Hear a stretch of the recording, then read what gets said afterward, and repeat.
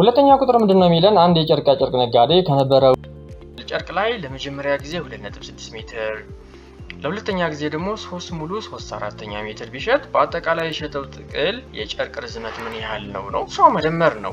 ልዩነቱ ምንድነው? የመጀመሪያ ሽያጩ 2.6 ነው፣ ያ ማለት 10 ዩሽ ነው። ሁለተኛ ሽያጩ ደግሞ 3 ሙሉ 3/4 የሚለው ምንድነው? ድብልቅ ነው አይደለ? ያ ማለት 3 ሲባዛ በ4 ሲደመር 3 አራተኛ ማለት ነው ሲንቀይረው። ስለዚህ 15/4 ነው፣ ያ ማለት 3.75 ስናካፍለው። ስለዚህ አጠቃላይ ስንት ነው የሸጠው? ኦብቪስሊ መደመር ነው ማለት ነው። አጠቃላይ የተሸጠው ምንድነው? 3.75 ሲደመር 2.6 6.35 ሜትር ያህልን በአጠቃላይ ምን አድርጓል ማለት ነው? ሸጠዋል ነው ማለት ነው። በጣም አሪፍ።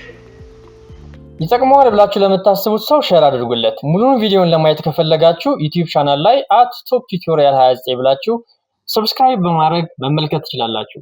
ሌላም እንዲሰራላችሁ የምትፈልጉት ጥያቄ ካለ ኮሜንት ላይ አሳውቁኝ። መልካም ቀን።